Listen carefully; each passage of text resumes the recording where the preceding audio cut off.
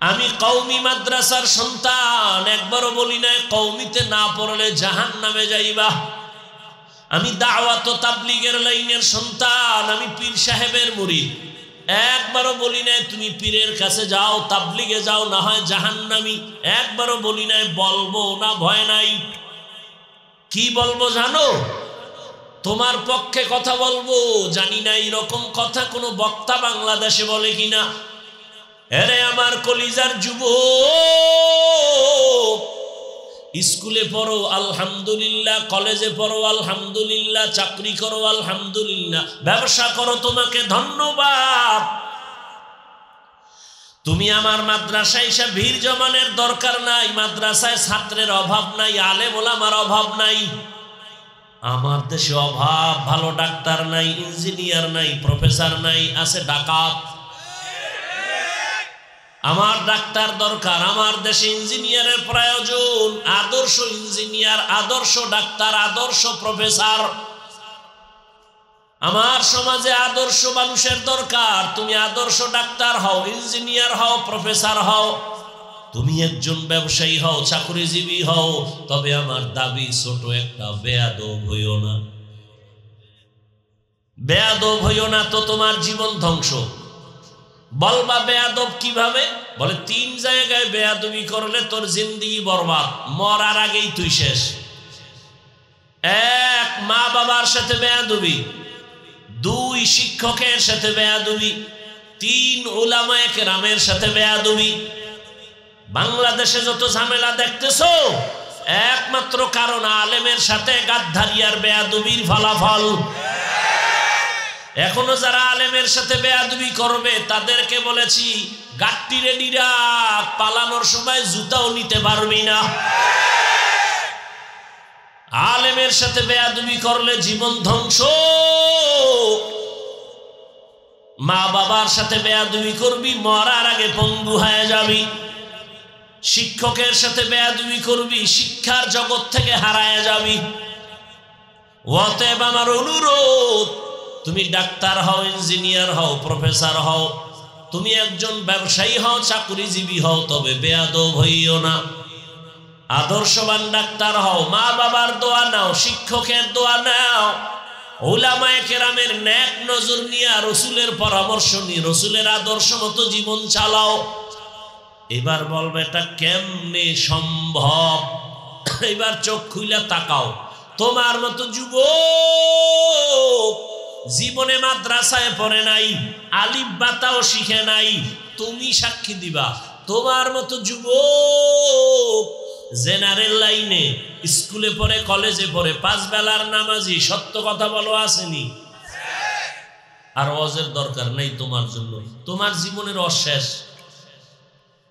আর ওয়াজ হইনা লাভ নাই, তোমার ওয়াজে একটাই, দরজা জানালা বন্ধ করে বাত্তিটা নিবাইয়া কপালের মধ্যে নিজের জুতা খুলে বাড়ি দিবি, কেউ যেন না দেখে, আর বলবি নিজেরে, এই কপাল পরা অভিশপ্ত, তোর মতো যুবক স্কুলে পড়ে, নামাজ পড়ে, তুই পারো না কেন? তোর কপালে কার অভিশাপ লাগছে বল? কার বরদোয়া নিয়েছ? তোমার মতো যুবক র্যাব, আর্মি, পুলিশ, বিডিআরের চাকরি করে, 5 ওয়াক্ত নামাজি, সত্য কথার সাক্ষী দাও, আসেনি? তোমার কপালে কার বরদোয়া লাগাইছো? তুমি কেন পারো না? তোমার মতো যুবক doctor, professor, engineer, OC, DC, SP, 5 বেলার নামাজি, আসেনি? তোমার কপাল কেন এত খারাপ? ওই যে একটু আগে বলেছিলাম, কপাল যদি পুড়িয়া যায়, 13 বছর নবীরে দেখে বয়ান শুনেও কালেমা পড়ে না। আর কপাল যদি খুলে যায়, নবীকে জবাই করতে আসিয়াও কালেমাওয়ালা হয়ে যায়। 27 বছরের যুবক, নাম কি? এর নাম কপাল। তোমার মতো যুবক রাস্তায় গাড়ি চালায়, নামাজ পড়ে, বলো বাবা বেয়াদবি মাপ চাই, বলো তুমি কেন পারবা না? তোমার মতো যুবক ব্যবসা করে, চাকরি করে, 5 বেলার নামাজ পড়ে, হারাম খায় না, বলো তুমি কেন পারো না? তোমার মতো যুবক জেনারেল লাইনে থাকে, ময়দানে কৃষি কাজ করে, শ্রমিকের কাজ করে, নদীর মধ্যে মাছ ধরে না, মাছ ছাড়ে না। বলো তুমি কেন পারবা না?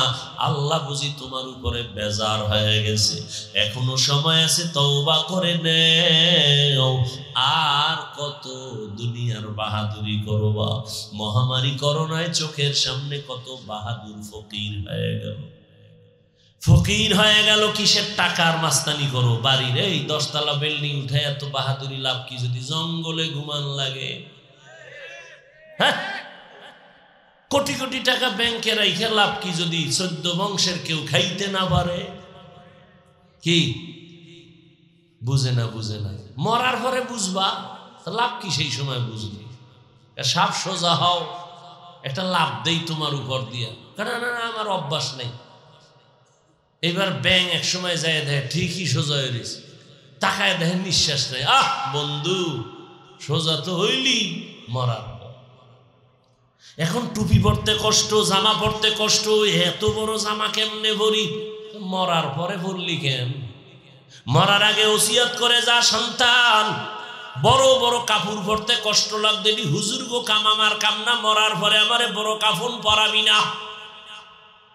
সেই কাফন তো পরলি, মরার পরে পরলি, আগে পরলে জান্নাতের রাস্তা ওপেন হয়ে যাইত।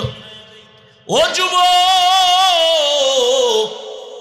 আজকে তো বয়ান হিন্দুদের করার কথা, খ্রিস্টানের বয়ান করবো, ইহুদির বয়ান করবো, কিন্তু না, তোমার এত বয়ান তো লাগার কথা না। কারণ তুমিও মুসলমান, আমিও মুসলমান, তোমার আমার আল্লাহ এক, নবী এক, কোরআন এক, কাবা এক, ধর্ম এক, কালেমা এক।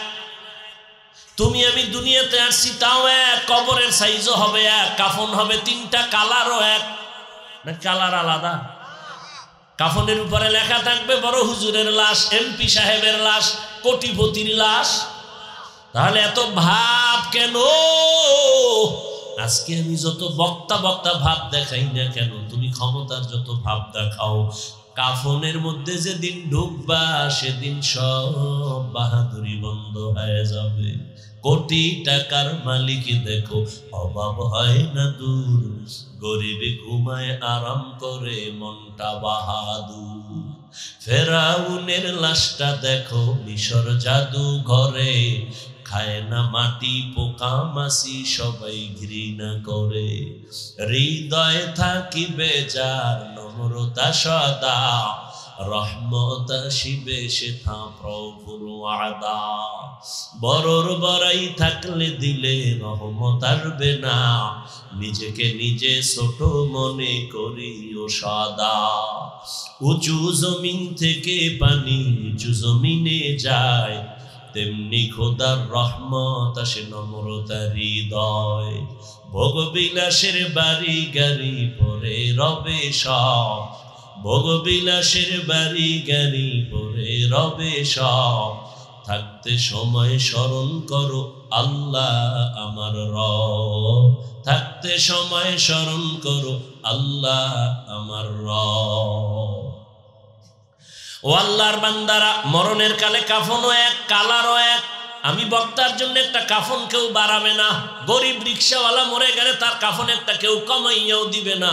তারও যেমন 3 কাফন, আমারও 3 কাফন, তার কালার আমার কালার এক হয়ে যাবে। কবরের সাইজও এক, কবরে রাখার পরে প্রশ্ন হবে 3টা, তাও এক। আমার প্রশ্ন আপনার প্রশ্ন এক, হুজুরের মুরিদের পীরের যে প্রশ্ন সবার বেলায় এক, কে মুমিন কে মুসলমান, কে ধনী কে গরিব, সবার বেলায় 3 প্রশ্ন। রবের পরিচয় দাও, ধর্মের পরিচয় দাও, রাহমাতুল লিল আলামিনের পরিচয় দাও। নবীজি বলেন যারা জবাব দিবে এই 3 প্রশ্নের, তাদের কবর হবে রাউযাতুম মির রিয়াজিল জান্নাহ। আর যারা জবাব দিতে পারবে না, তাদের কবর হবে হুফরাতুম মিন হুফারিন নার। এরে কে পারবে? আমি হুজুর। না, কোনো গ্যারান্টি নাই। যদি আমি পারার গ্যারান্টি থাকতো, জান্নাতের টিকিট পাইছেন 10 জন সাহাবা, এর মধ্যে প্রথম সারিতে আবু বকর, দ্বিতীয় ওমর, তৃতীয় ওসমান, চতুর্থ হযরত আলী। এদের ইতিহাস পড়িয়া দেখো। রহমতের নবী বলেন, আমি আয়েশার হুজরায় এশার নামাজ পড়ে ঘুমাইলাম। আমি ঘুমাইলে আমার চোখ বন্ধ থাকে, তবে আমার অন্তর ঘুমায় না। হঠাৎ করে আমার আয়েশার হুজরার পাশেই তো মসজিদে নববী, হঠাৎ রাতের গভীরে শুনি কান্নার আওয়াজ। আমার ঘুম ভেঙে গেল। কে গভীর রাতে মসজিদে কান্না করে? আমি ঘুম থেকে উঠলাম। ঘুম থেকে উঠা আমি বের হইলাম। আমি হঠাৎ করে নজর করে দেখি আমার আবু বকর গভীর রাতে নামাজে দাঁড়ায় দাঁড়ায় কান্না করে। আমি নবী দাঁড়ায় রইলাম। আবু বকর নামাজ শেষ করে যখন কমপ্লিট হলো, আমি জিজ্ঞাসা করলাম, ও আবু বকর, নামাজের গভীরে এই রাতে আপনি কেন কান্না করলেন? আবু বকর বলেন, ইয়া রাসূলুল্লাহ, আল্লাহর আদালতে আমি কেমনে দাঁড়াইয়া হিসাব দিব, এই ভয় আমি কান্না করতেছি। দুনিয়ার একজন বিচারকের সামনে দাঁড়াইলে থর থর করে শরীরটা কাঁপে। মালিক, আমার আল্লাহর আদালতে কেমনে দাঁড়াবো, এই ভয় কান্না করি। আল্লাহর নবী বলেন, আবু বকর, আপনার এত ভয় কেন? আপনার না জান্নাতের টিকিট লাগানো 10 জনের প্রথম আপনি? কয়, ও নবী, আল্লাহ যদি কোনো আমলের কারণে রাগ হয়ে যায়, টিকিট ক্যান্সেল করে দেয়, বলেন ইয়া রাসূলুল্লাহ, আল্লাহর আদালতে তখন আমার উপায় কি হবে? আবু বকরের মতো বান্দা জান্নাতের টিকিট হাতে নিয়ে যদি কান্না করেন, ওমরের মতো বান্দা কান্না করেন, আর ওসমানের মতো বান্দা কান্না করেন, আলীর মতো বান্দা কান্না করেন, তাদের তুলনায় তো আমাদের কোনো ইলম নাই, আমল নাই, নামাজ নাই, রোজা নাই, তাকওয়া নাই, ইখলাস নাই। আমাদের তো গলায় রশি লাগায় সারা জীবন কান্না করা উচিত, অথচ নিজেও কাঁদি না, অন্যে কান্না করে তাও পছন্দ করি না। কত কপাল পোড়া আমরা। এরে যুবক বাবা, তুমিও মুসলমান, আমিও মুসলমান, তোমার আমার আল্লাহ এক, নবী এক, কালেমা এক, ধর্ম এক, এরপরও কেন তোমাকে বুঝান লাগে? অথচ বুঝানোর পরেও তুমি লাইনে নাই।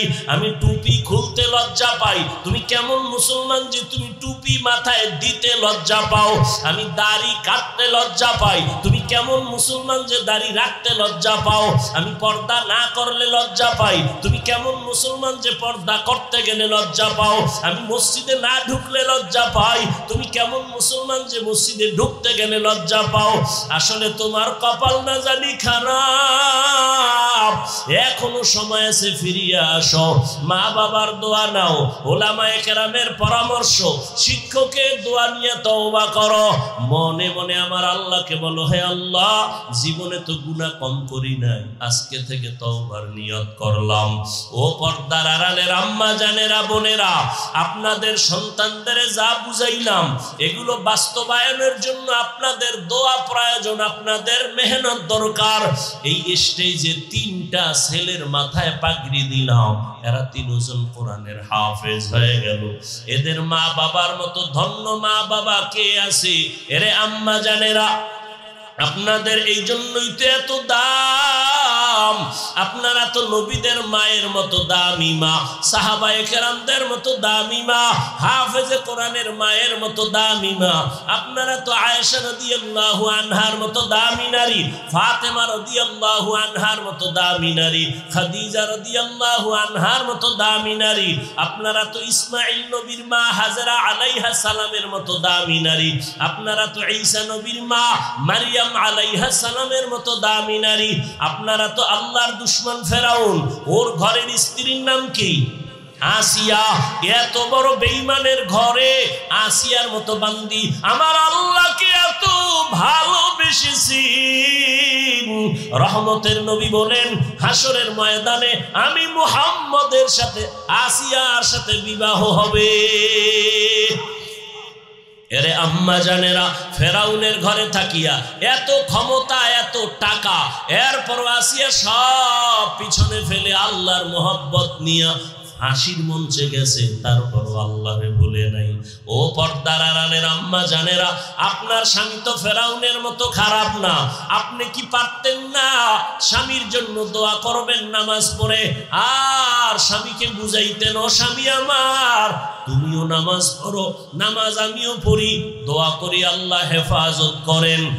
আর জীবনের একটা দাবি স্বামী, মা বাবার মায়া ত্যাগ করে তোমার সংসারে আসি, তোমার কাছে দাবি জীবনে হারাম টাকা কামাই করবা না, হারাম মাল ঘরে আনবা না, হারাম খাইয়া নিজেদের রক্ত, সন্তানের রক্ত না পাক করবো না।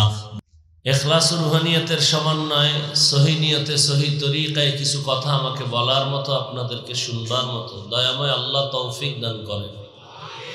আল্লাহ তৌফিক দিলে সব কিছু হয়, বান্দা চাইলে কিছুই হয় না। আল্লাহ চাইলে কি সব হয়। আল্লাহ পাক বলেন, ওয়ামা খালাকতুল জিন্না ওয়াল ইনসা ইল্লা লিয়াবুদুন। হে দুনিয়ার মানুষ, জিন ও ইনসান, তোমাদেরকে সৃষ্টি করার একমাত্র কারণ ইবাদত। ভিন্ন কোনো কারণে তোমাদেরকে আল্লাহ সৃষ্টি করেন নাই। নবীজি বলেন, লা তাআতা লিমাখলুকিন ফি মাসিয়াতিল খালিক। আল্লাহকে অসন্তুষ্ট করে পৃথিবীর ভিন্ন কারো আদেশ নিষেধ গ্রহণ করা হারাম। মা বাবার কথা মানা হারাম যদি আল্লাহ বেজার হয়। আল্লাহকে অসন্তুষ্ট করে কোনো পীরের কথা মানা হারাম, শিক্ষকের কথা মানা হারাম। এক কথায় জবাব, দুনিয়ার সকলকেই বেজার করা সম্ভব, মুমিন কখনো আল্লাহকে বেজার করতে পারবে না, অসন্তুষ্ট করা সম্ভব না। কিন্তু আমরা পদে পদে আল্লাহরে বেজার করি দুনিয়ার জন্য। পর্দা করলে আমার আল্লাহ খুশি হবে না, আমার আত্মীয় স্বজন বেজার হবে।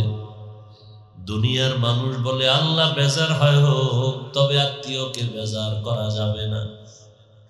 কি দেখছেননি? আল্লাহ এমনি আপনাকে শান্তি দিবে। আল্লাহ এত ঠেকা আপনার কাছে,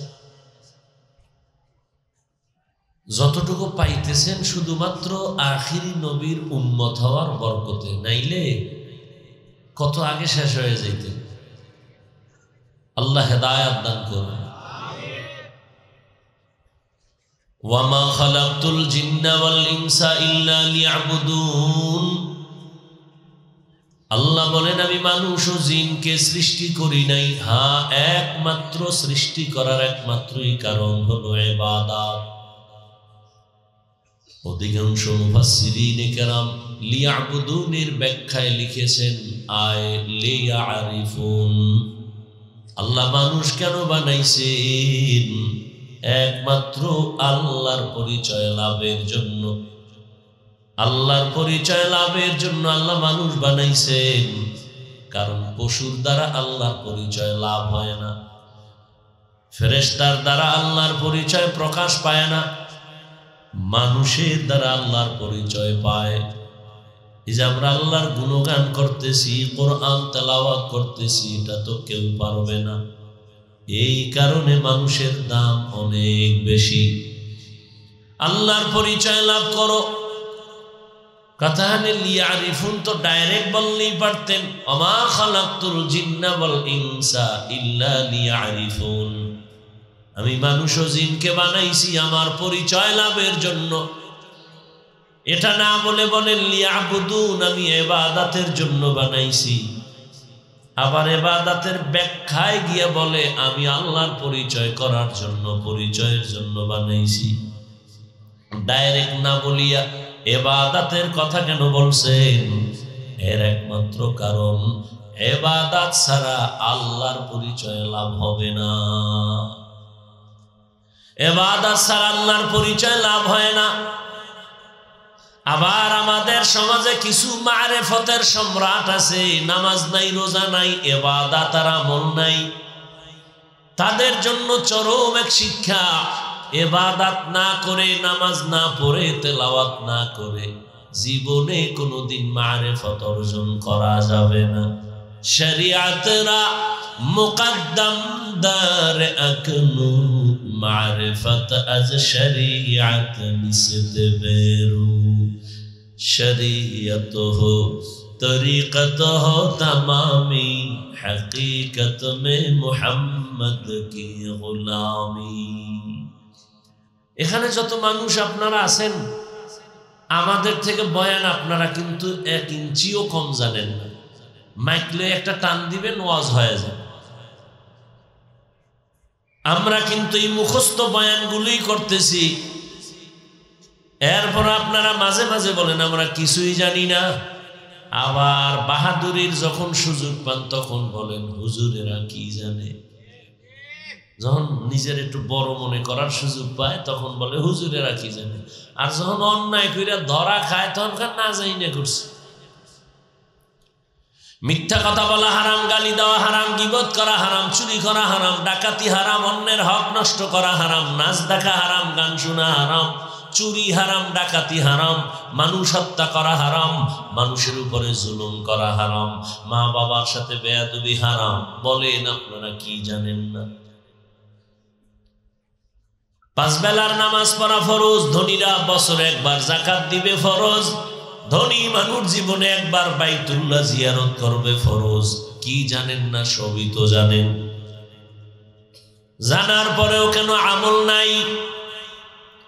এই আমলের জন্যই শুধু বয়ান আর বয়ান আর বয়ান। এজন্যই তো আমার আল্লাহ কোরআনে হাকিমের মধ্যে 6666 আয়াতের মধ্যে মাত্র 500 আয়াতে আল্লাহ বিধান দিয়েছেন। কত আয়াত? 500 আয়াতে আল্লাহ বিধান দিয়েছেন। এবার বলেন বাকি রইল কত আয়াত? হুঁশ নাই। 6000-এর উপরে আয়াত। এসব আয়াতে ওয়াজ ওয়াজ ওয়াজ। 500 আয়াতে বিধান, বাকি আয়াতে সব ওয়াজ। বিধান কাকে বলে? মানুষের জীবনে কোনটা হালাল, কোনটা হারাম, কোনটা জায়েজ, কোনটা না জায়েজ, কোনটা বৈধ, কোনটা অবৈধ, এর বিবরণের নাম বিধান। আর আল্লাহর বিধান মানলে কি লাভ, না মানলে কি ক্ষতি, তার বিবরণের নাম ওয়াজ। এই ওয়াজের আয়াত 6000-এর উপরে। আল্লাহর বিধান মানার জন্যই তো বয়ান আর ওয়াজ। কেন মানুষের কানে ধরে দিনের দিকে নেওয়া যাবে না? লা ইকরাহা ফিদ্দীন, জোর করে কাউকে ধর্ম পালন করানো যাবে না। কেউ নামাজ পড়বে না, তারে কানে ধইরে যদি বলি নামাজে দাঁড়া, ওই ধরায় কোনো সওয়াব হবে না। একজনে রোজা রাখবে না, আমি যদি দরজা তালা লাগায় বলি না খাইয়া মইরা যা, রোজা রাখবি সারাদিন, কোনো সওয়াব হবে না। তাহলে কি করা যায়? এই মানুষগুলোকে আল্লাহর বিধান পালনের জন্য বেতের বাড়ি না, বয়ান চালাও, বয়ান ওয়াজ করো। ওয়াজ কয় কেমনে ওয়াজ করো? তাও আল্লাহ কোরআনে বলে দিয়েছেন 3 পদ্ধতিতে ওয়াজ করো। কিয়ামতের বিবরণের ওয়াজ, আল্লাহর কুদরতের বিবরণের ওয়াজ, অতীতের কেচ্ছা কাহিনী দিয়া ওয়াজ। 3 পদ্ধতিতে আল্লাহ 6000 আয়াতে ওয়াজ করলেন। অতীতের ইতিহাস, কিয়ামতের বিবরণ, আল্লাহর কুদরতের বিবরণ দিয়া ওয়াজ। এইভাবে আল্লাহ পাক রব্বুল আলামিন ওয়াজ করে মানুষকে দ্বীনের লাইনে দাওয়াতের সিস্টেম বাতায় দিলেন। যে কারণে তাকায় দেখছেন এমন এক সময় মক্কার নগরীতে রহমতের নবী আসছেন, যেই সময় মক্কা নগরীর মানুষ সারা দুনিয়ার মধ্যে চূড়ান্ত বড় খারাপ। মক্কার মানুষের মতো খারাপ আর কোনো মানুষ নাই। পৃথিবীর নিকৃষ্ট চরিত্রহীন লম্পট ছিল মক্কার মানুষ। সেই মানুষগুলোর মাঝে আপনার আমার রহমতের নবী আসছেন। মাত্র 13 বছর নবীর মেহনত চলল। 13 বছরে মক্কার চরিত্রহীন লম্পট মানুষগুলো এত দামি হয়ে গেল। আল্লাহ জিব্রাইল আমিনকে পাঠাইয়া কয় নবীর লিস্টি দিয়া দাও, এই লিস্টিতে যাদের নাম আছে এরা সবাই বিনা হিসাবে জান্নাতি। ইমামুল আউয়ালিনাল আখিরিন বহরে সদকা রহমাতাল লিল আলামিন সৈয়দুল কাউনাইন খাতমুল মুরসালিন আখিরামত বুদ ফখরুল আউয়ালিন সদবজুদাস রহমাতাল লিল আলামিন মসজিদে ও শুদ হামারো ইয়ে জমিন।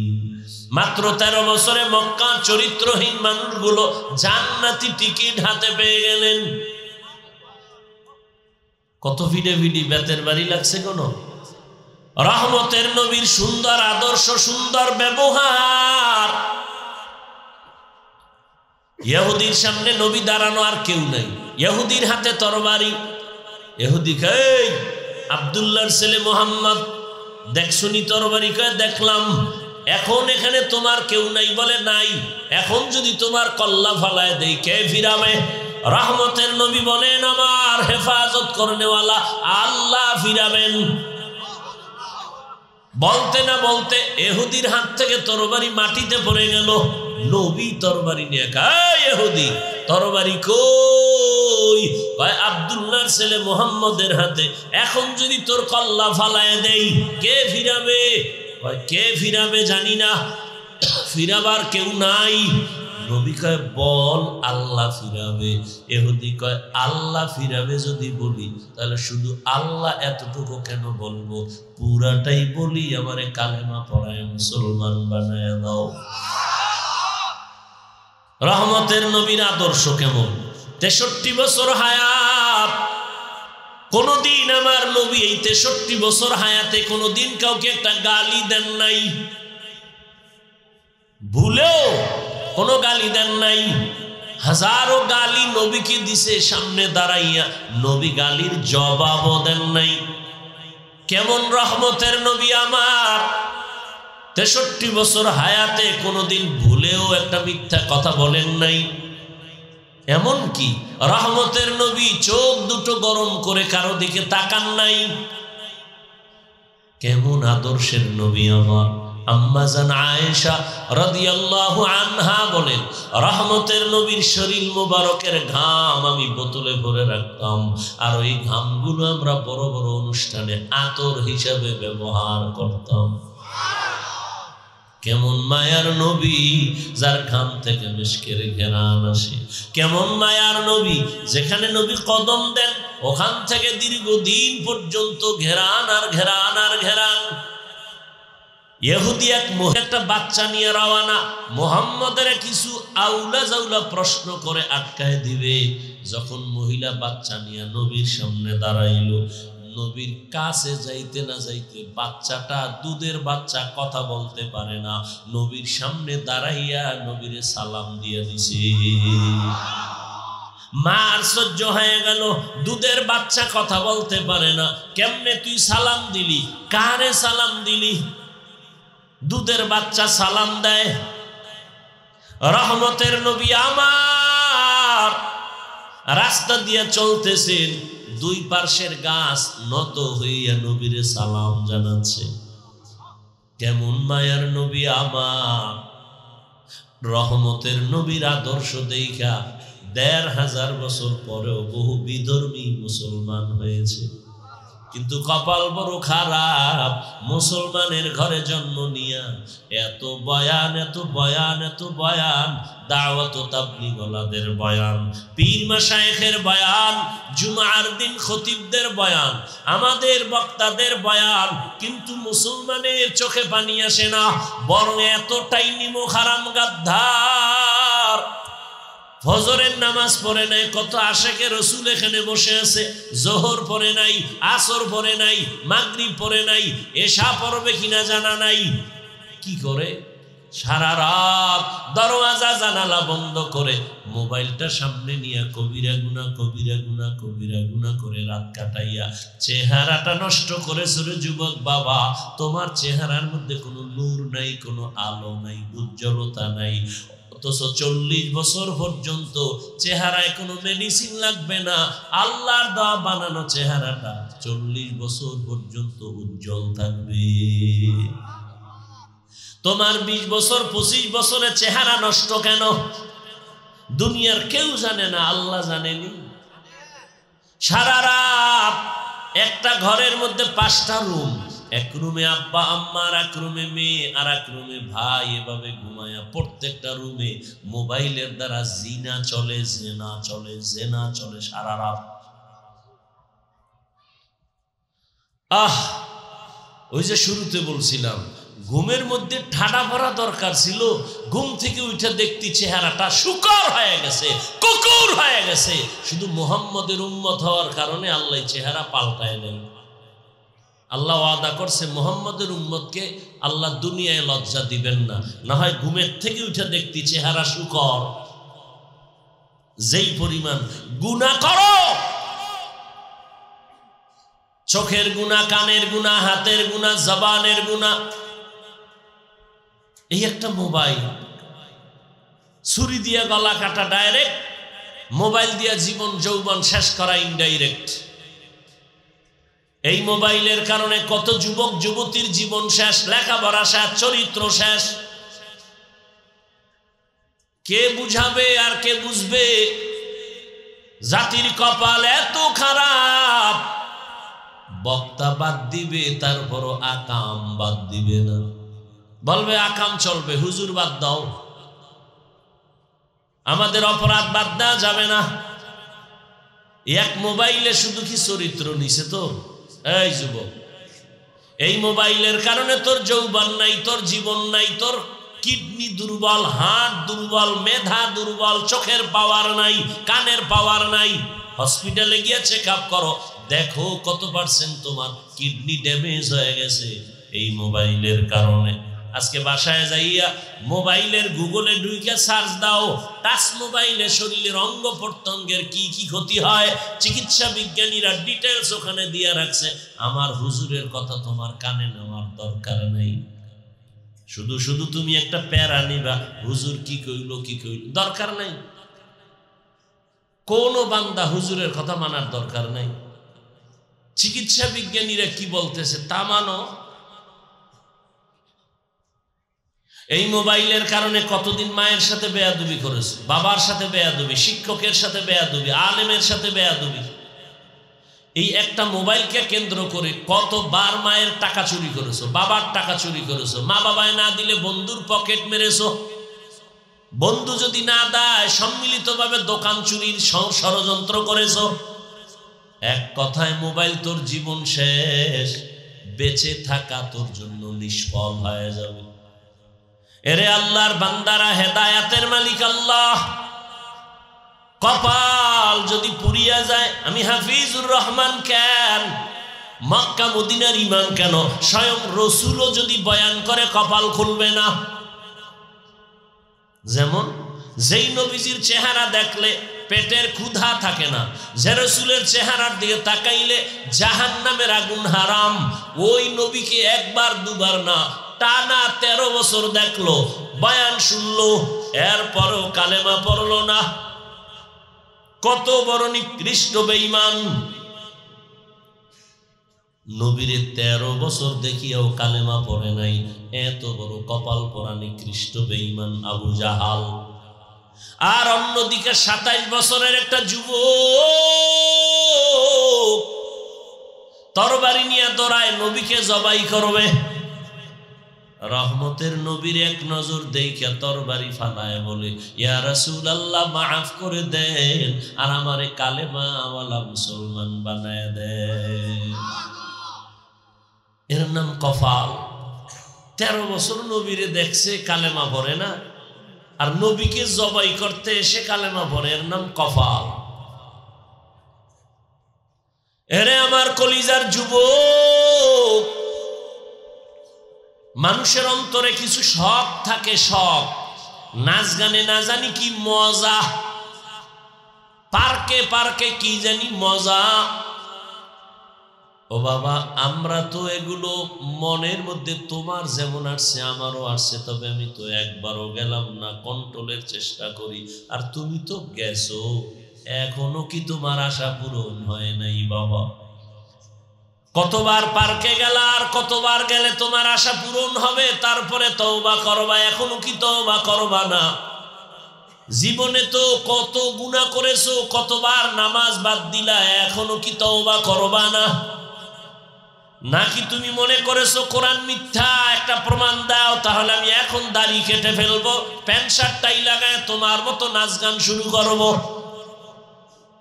আর যদি বলো না না কোরআন সত্য, হাদিস সত্য, তাহলে আমি বলবো তোমার সাথে তর্ক নাই, দুটো পা যদি আগায় দাও, আমি নিচে নাইমা পা ধরে বলবো, আর দাড়ি কেটে আমার নবীরে কষ্ট দিও না, নামাজ বাদ দিয়ে আমার আল্লাহকে বেজার করিও না। জীবনে তো কম নামাজ ছাড়ো নাই, কম বেপরদায় চলো নাই, জীবনে তো কম চরিত্র বিধ্বংসী কাজ করো নাই, এখন ফিরে আসো। আর কয়দিন তোমার হায়াত কিন্তু বাকি নেই। করোনায় যুবকের লাশ, ছাত্র জনতার বৈষম্য বিরোধী আন্দোলনে যুবক তাজা তাজা লাশ, ডেঙ্গুর ভেতরে যুবকের লাশ, গাড়ির নিচে যুবকের লাশ, পানির নিচে যুবকের লাশ, ঘুমের বিছানায় যুবকের লাশ। কয়দিন আর হায়াত? সুস্থ আছো বাঁচবা, কোনো গ্যারান্টি নাই। অসুস্থ রোগী বেঁচে আছে, সুস্থ মানুষ জায়গায় মরে গেছে। আগামীকাল এই টাইমে তুমি সুস্থ থাকবা, কোনো গ্যারান্টি নাই। আরামে ঘুমাইবা, সকালবেলা মা ডাকবে, দেখবে লাশ হয়ে ঘরে পড়ে আছে। ও আমার যুবক বাবারা, সময় কম, আমি এতক্ষণ যে কথাটা বুঝাইলাম, যতই কিছু বুঝাইছি কিন্তু একবারও বলি নাই ও যুবক বাবারা সবাই আমার মতো হুজুর হয়ে যাও, স্কুল কলেজে তালা লাগায় দেও, মাদ্রাসায় চলে যাও, একবারও বলি নাই। আমি পাঁচকল্লি টুপি পড়েছি, তুমিও পড়ো, একবারও বলি নাই। আমি কওমি মাদ্রাসার সন্তান, একবারও বলি নাই কওমিতে না পড়লে জাহান্নামে যাইবা। আমি দাওয়াত ও তাবলীগের লাইনের সন্তান, আমি পীর সাহেবের মুরিদ, একবারও বলি নাই তুমি পীরের কাছে যাও, তাবলীগে যাও, না হয় জাহান্নামী, একবারও বলি নাই। বলবো না, ভয় নাই। কি বলবো জানো? তোমার পক্ষে কথা বলবো, জানি না এরকম কথা কোনো বক্তা বাংলাদেশে বলে কিনা। আরে আমার কলিজার যুবক, স্কুলে পড়ো আলহামদুলিল্লাহ, কলেজে পড়ো আলহামদুলিল্লাহ, চাকরি করো আলহামদুলিল্লাহ, ব্যবসা করো, তোমাকে ধন্যবাদ। তুমি আমার মাদ্রাসায় এসে ভিড় জমানের দরকার নাই, মাদ্রাসায় ছাত্রের অভাব নাই, আলেম ওলামার অভাব নাই। আমার দেশে অভাব, ভালো ডাক্তার নাই, ইঞ্জিনিয়ার নাই, প্রফেসর নাই, আছে ডাকাত। আমার ডাক্তার দরকার, আমার দেশে ইঞ্জিনিয়ারের প্রয়োজন, আদর্শ ইঞ্জিনিয়ার, আদর্শ ডাক্তার, আদর্শ প্রফেসর। আমার সমাজে আদর্শ মানুষের দরকার। তুমি আদর্শ ডাক্তার হও, ইঞ্জিনিয়ার হও, প্রফেসর হও, তুমি একজন ব্যবসায়ী হও, চাকরিজীবী হও, তবে আমার দাবি ছোট একটা, বেয়াদব হইও না। বেয়াদব হইও না তো তোমার জীবন ধ্বংস। বলবা বেয়াদব কিভাবে? বলে 3 জায়গায় বেয়াদবি করলে তোর জিন্দেগি বরবাদ, মরার আগেই তুই শেষ। 1, মা বাবার সাথে বেয়াদবি, 2, শিক্ষকের সাথে বেয়াদবি, 3, উলামায়ে কেরামের সাথে বেয়াদবি। বাংলাদেশে যত ঝামেলা দেখতেছো, একমাত্র কারণ আলেমের সাথে গাদ্দারি আর বেয়াদবির ফলাফল। এখনো যারা আলেমের সাথে বেয়াদবি করবে তাদেরকে বলেছি গাট্টি রেডি রাখ, পালানোর সময় জুতাও নিতে পারবি না। আলেমের সাথে বেয়াদবি করলে জীবন ধ্বংস। মা বাবার সাথে বেয়াদবি করবি, মরার আগে পঙ্গু হয়ে যাবি। শিক্ষকের সাথে বেয়াদবি করবি, শিক্ষার জগৎ থেকে হারায় যাবি। অতএব আমার অনুরোধ, তুমি ডাক্তার হও, ইঞ্জিনিয়ার হও, প্রফেসর হও, তুমি একজন ব্যবসায়ী হও, চাকরিজীবী হও, তবে বেয়াদব হইও না। আদর্শবান ডাক্তার হও, মা বাবার দোয়া নাও, শিক্ষকের দোয়া নাও, উলামায়ে কেরামের নেক নজর নিয়ে, রসুলের পরামর্শ নিয়ে রসুলের আদর্শ মতো জীবন চালাও। এবার বলবে এটা কেমনে সম্ভব? এবার চোখ খুইলা তাকাও, তোমার মতো যুবক জীবনে মাদ্রাসায় পড়ে নাই, আলিফ বাতাও শিখে নাই, তুমি সাক্ষী দিবা। তোমার মতো যুবক জেনারেল লাইনে স্কুলে পড়ে, কলেজে পড়ে, 5 বেলার নামাজি, সত্য কথা বলো আসেনি? আর ওয়াজের দরকার নেই তোমার জন্য, তোমার জীবনের অশেষ, আর ওয়াজ হইনা লাভ নাই, তোমার ওয়াজই একটাই, দরজা জানালা বন্ধ করে বাতিটা নিবাইয়া কপালের মধ্যে নিজের জুতা খুলে বাড়ি দিবি, কেউ যেন না দেখে, আর বলবি নিজেরে, এই কপাল পরা অভিশপ্ত, তোর মতো যুবক স্কুলে পড়ে, নামাজ পড়ে, তুই পারো না কেন? তোর কপালে কার অভিশাপ লাগছে বল? কার বরদোয়া নিয়েছ? তোমার মতো যুবক র‍্যাব, আর্মি, পুলিশ, বিডিআর এর চাকরি করে, 5 ওয়াক্ত নামাজি, সত্য কথার সাক্ষী দাও আসেনি? তোমার কপালে কার বরদোয়া লাগাইছো, তুমি কেন পারো না? তোমার মতো যুবক doctor, professor, engineer, OC, DC, SP, 5 বেলার নামাজি আসেনি? তোমার কপাল কেন এত খারাপ? ওই যে একটু আগে বলেছিলাম, কপাল যদি পুড়িয়া যায়, 13 বছর নবীরে দেখে বয়ান শুনেও কালেমা পড়ে না। আর কপাল যদি খুলে যায়, নবীকে জবাই করতে আসিয়াও কালেমাওয়ালা হয়ে যায়। 27 বছরের যুবক, নাম কি? এর নাম কপাল। তোমার মতো যুবক রাস্তায় গাড়ি চালায়, নামাজ পড়ে, বলো বাবা বেয়াদবি মাপ চাই, বলো তুমি কেন পারবা না? তোমার মতো যুবক ব্যবসা করে, চাকরি করে, 5 বেলার নামাজ পড়ে, হারাম খায় না, বলো তুমি কেন পারো না? তোমার মতো যুবক জেনারেল লাইনে থাকে, ময়দানে কৃষি কাজ করে, শ্রমিকের কাজ করে, নদীর মধ্যে মাছ ধরে না, মাছ ছাড়ে না, বলো তুমি কেন পারবা না? আল্লাহ বুঝি তোমার উপরে বেজার হয়ে গেছে, এখনো সময় আছে, তওবা করে নেও। আর কত দুনিয়ার বাহাদুরি করবা? মহামারী করোনায় চোখের সামনে কত বাহাদুর ফকির হয়ে গেল। ফকির হয়ে গেল কিসের? টাকার মাস্তানি করো, বাড়ির এই 10 তলা বিল্ডিং উঠে এত বাহাদুরি লাভ কি যদি জঙ্গলে ঘুমান লাগে? হ্যাঁ, কোটি কোটি টাকা ব্যাংকে রাইখে লাভ কি যদি 14 বংশের কেউ খাইতে না পারে? কি বুঝে না, বুঝে না, মরার পরে বুঝবা, লাভ কি সেই সময় বুঝবে? সাপ সোজা হও, একটা লাভ দেই তোমার উপর দিয়া, কারণ না আমার অভ্যাস নেই। এবার ব্যাং এক সময় যায় দেখে ঠিকই সোজা হয়ে গেছে, তাকায় দেখে নিঃশ্বাস নেই। আহ বন্ধু, সোজা তো হইলি মরার পর। এখন টুপি পরতে কষ্ট, জামা পরতে কষ্ট, এত বড় জামা কেমনে ভরি? মরার পরে ভরলি কেন? মরার আগে ওসিয়ত করে যা সন্তান, বড় বড় কাপড় পরতে কষ্ট লাগবে, হুজুর গো কাম আমার কাম না, মরার পরে আমারে বড় কাফন পরাবি না। সেই কাফন তো পরলি, মরার পরে পরলি, আগে পরলে জান্নাতের রাস্তা ওপেন হয়ে যাইত। ও যুবক, আজকে তো বয়ান হিন্দুদের করার কথা, খ্রিস্টানের বয়ান করবো, ইহুদিরে বয়ান করবো, কিন্তু না, তোমার এত বয়ান তো লাগার কথা না, কারণ তুমিও মুসলমান, আমিও মুসলমান, তোমার আমার আল্লাহ এক, নবী এক, কোরআন এক, কাবা এক, ধর্ম এক, কালেমা এক।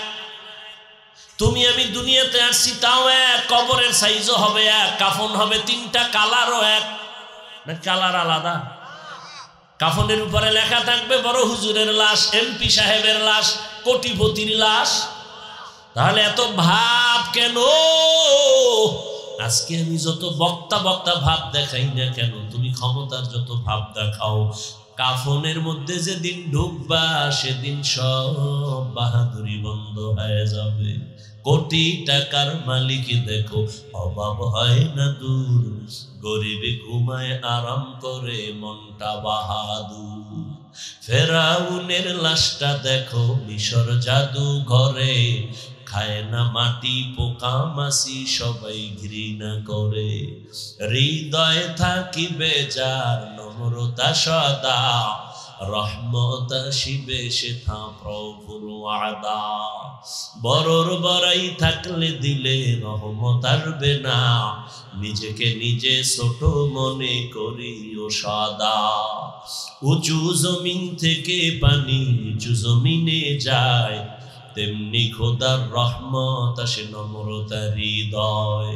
ভোগবিলাসের বাড়ি গাড়ি পরে রবে সব, ভোগবিলাসের বাড়ি গাড়ি পরে রবে সব।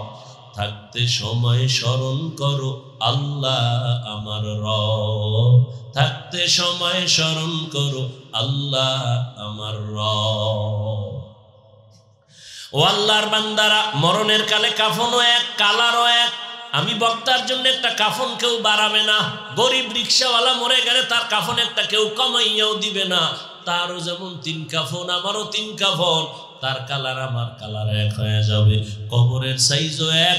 কবরে রাখার পরে প্রশ্ন হবে 3টা, তাও এক। আমার প্রশ্ন আপনার প্রশ্ন এক।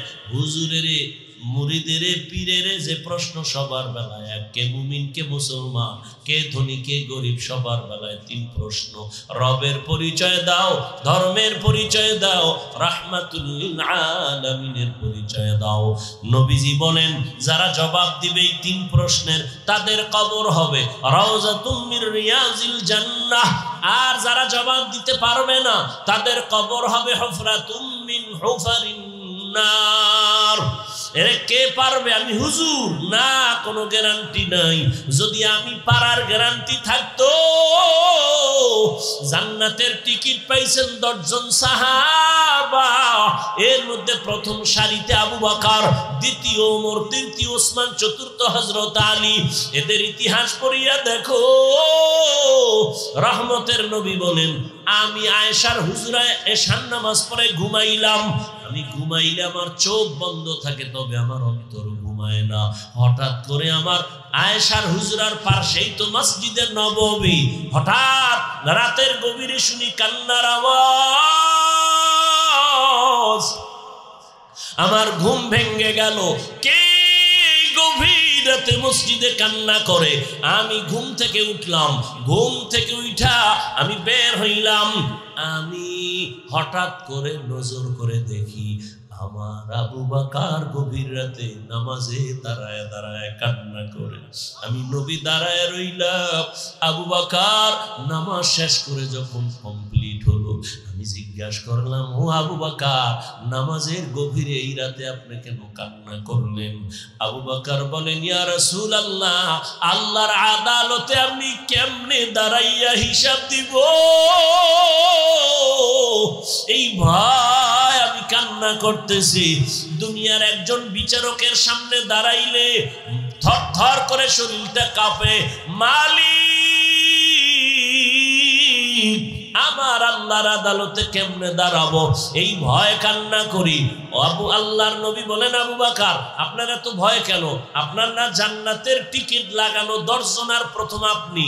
কয়, ও নবী, আল্লাহ যদি কোনো আমলের কারণে রাগ হয়ে যায়, টিকিট ক্যান্সেল করে দেয়, বলেন ইয়া রাসূলুল্লাহ, আল্লাহর আদালতে তখন আমার উপায় কি হবে? আবু বকরের মতো বান্দা জান্নাতের টিকিট হাতে নিয়ে যদি কান্না করেন, ওমরের মতো বান্দা কান্না করেন, আর ওসমানের মতো বান্দা কান্না করেন, আলীর মতো বান্দা কান্না করেন, তাদের তুলনায় তো আমাদের কোনো ইলম নাই, আমল নাই, নামাজ নাই, রোজা নাই, তাকওয়া নাই, ইখলাস নাই। আমাদের তো গলায় রশি লাগায় সারা জীবন কান্না করা উচিত। অথচ নিজেও কাঁদি না, অন্যে কান্না করে তাও পছন্দ করি না। কত কপাল পোড়া আমরা। এরে যুবক বাবা, তুমিও মুসলমান, আমিও মুসলমান, তোমার আমার আল্লাহ এক, নবী এক, কালেমা এক, ধর্ম এক। এরপরও কেন তোমাকে বুঝান লাগে? অথচ বুঝানোর পরেও তুমি লাইনে নাই। আমি টুপি খুলতে লজ্জা পাই। তুমি কেমন মুসলমান যে তুমি টুপি মাথায় দিতে লজ্জা পাও? আমি দাড়ি কাটতে লজ্জা পাই। তুমি কেমন মুসলমান যে দাড়ি রাখতে লজ্জা পাও, আমি পর্দা না করলে লজ্জা পাই। তুমি কেমন মুসলমান যে পর্দা করতে গেলে লজ্জা পাও, আমি মসজিদে না ঢুকলে লজ্জা পাই। তুমি কেমন মুসলমান যে মসজিদে ঢুকতে গেলে লজ্জা পাও। আসলে তোমার কপাল না জানি খারাপ। এখনো সময় আছে, ফিরিয়ে আসো, মা বাবার দোয়া নাও, ওলামায়ে কেরামের পরামর্শ, শিক্ষকের দোয়া নিয়ে তওবা করো। মনে মনে আমার আল্লাহকে বলো, হে আল্লাহ, জীবনে তো গুনাহ কম করি নাই, আজকে থেকে তওবার নিয়ত করলাম। ও পর্দার আড়ালের আম্মা জানেরা, বোনেরা, আপনাদের সন্তানদের যা বুঝাইলাম এগুলো বাস্তবায়নের জন্য আপনাদের দোয়া প্রয়োজন, আপনাদের মেহনত দরকার। এই স্টেজে 3টা ছেলের মাথায় পাগড়ি দিলাম, এরা 3 জন কোরআনের হাফেজ হয়ে গেল। এদের মা বাবার মতো ধন্য মা বাবা কে আছে?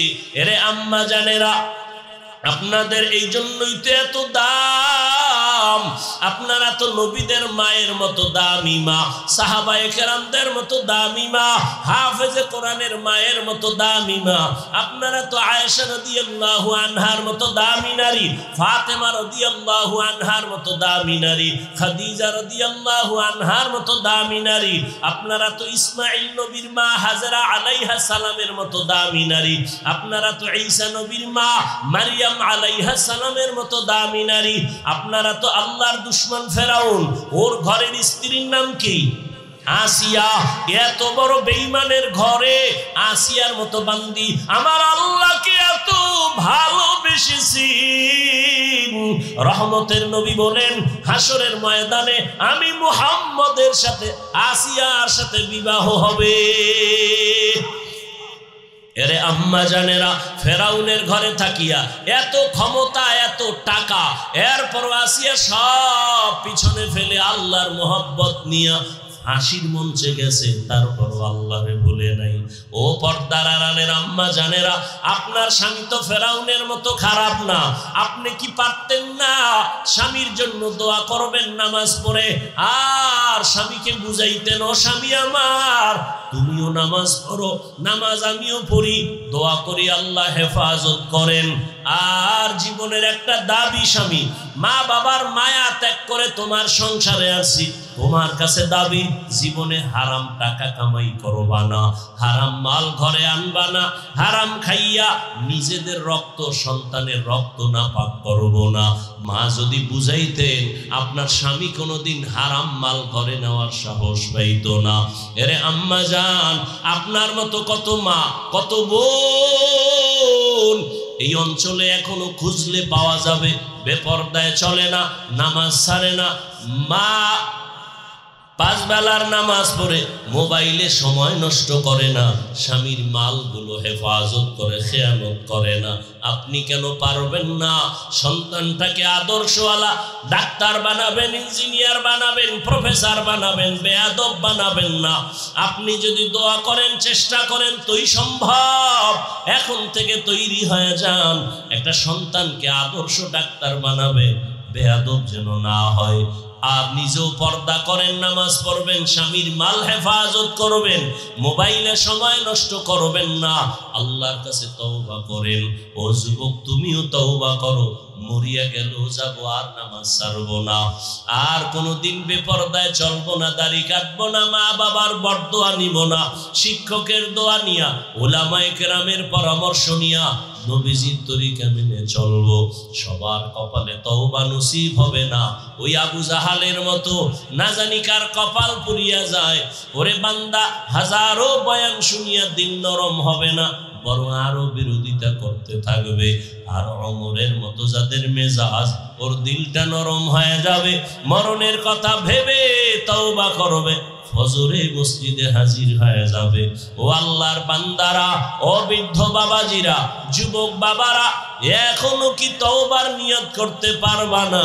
যাদের দিল তৈরি, মরিয়া গেল, হায়াতের মালিক আল্লাহ, ইজ্জতের মালিক আল্লাহ, রিজিকের মালিক আল্লাহ। আর নামাজ ছাড়বা না, বেপরদায় চলবা না, মা বাবার সাথে বেয়াদবি করবা না, নবীর তরিকা মেনে চলবা, নামাজ 5 ওয়াক্ত পড়বা। ঢাকা কলেজে যাও, জাহাঙ্গীরনগরে গিয়ে দেখো, তোমার মতো কলেজের ছেলে, কিন্তু অবস্থা অন্যরকম। মাথায় পাগড়ি লাগানো, বড় দাড়ি, বড় জামা, পিছন দিক থেকে তাকাইলে মনে হয় যেন এই ছেলেটা কোন মসজিদের খতিব। এই যুবক, তুমি কোন মসজিদের খতিব? আস্তাগফিরুল্লাহ, আমি আরবি পড়তে পারি না। তা কি করো তুমি? বলে আমি ঢাকা কলেজে পড়ি। তোমার মাথায় পাগড়ি কেন? দাড়ি এত বড় কেন? এত বড় জামা কেন? বলে মা বাবার দোয়া আর আল্লাহর প্রিয় বান্দা উলামায়ে কেরামের নেক নজর দোয়া নিয়ে লাগায় দিছি, এই কারণে পরিবর্তন। এই মিথ্যা বলতেছি? তোর কপাল কেন খারাপ? পা দুটো আগায়া দাও। আমি বিনয়ের সাথে পায়ে হাত রেখে বলবো, এখনো সময় আছে, তওবা করো, চাকরি করো, ব্যবসা করো, লেখাপড়া করো, কোনো বাধা নাই। মা বাবার দোয়া নিয়ে নামাজ পড়িও, দেখবা তোমার সম্মান আরো বেড়ে যাবে। ডাক্তার হলেও তোমার সুনাম অর্জন হবে, ইঞ্জিনিয়ার হলেও তোমার সফলতা আরো বেড়ে যাবে। অন্ধকার শয়তানের ধোকায় পড়ে আর থাকিও না, আল্লাহর কাছে তওবা করো। যাদের অন্তর তৈরি হয়ে গেল, মরিয়া গেল, আর নবীর লাইনের বাইরে যাব না, মা বাবার বরদোয়া নিব না, শিক্ষকের বরদোয়া নিব না, উলামায়ে কেরামের পরামর্শ নিয়া সুন্দরভাবে জীবন যাপন করব, 5 বেলার নামাজ পড়ব। তওবা করার মতো যদি কারো অন্তর তৈরি হয়, মুনাফিকি না থাকে, খাঁটি তওবার নিয়ত যাদের আছে, দুটো হাত আমার আল্লাহকে দেখাইয়া দাও। আয় আল্লাহ, হাতগুলো কবুল করেন, তওবা কবুল করে নেন, আমাদের তওবার উপরে মজবুত হইয়া চলার তৌফিক দান করেন। আমিন। আলহামদুলিল্লাহি রাব্বিল আলামিন, والصلاة والسلام على سيد الأنبياء والمرسلين وعلى آله وأصحابه أجمعين. يا أرحم الراحمين، يا أرحم الراحمين، يا أرحم الراحمين، رب ارحمهما كما ربياني صغيرا. اللهم إنك عفو كريم تحب العفو فاعف عنا. اللهم إنا نسألك رضاك والجنة ونعوذ بك من سخطك والنار. اللهم اجعلني من المستجابين للدعوات. اللهم اكفناهم بما شئت. اللهم إنا نجعلك في نحورهم ونعوذ بك من شرورهم. ও দয়ার মালিক, কুদরতের নজর দিয়ে দেখে উলামায়ে কেরাম, মুরব্বী, হাজী সাহেব, ব্যবসায়ী, চাকরিজীবী, পর্দার আড়ালের মা বোনেরা, যুবক বাবারা, ছাত্ররা হাত তুলেছেন। মেহেরবানি করে আমাদের জীবনের সব গুনাহগুলো মাফ করে দেন।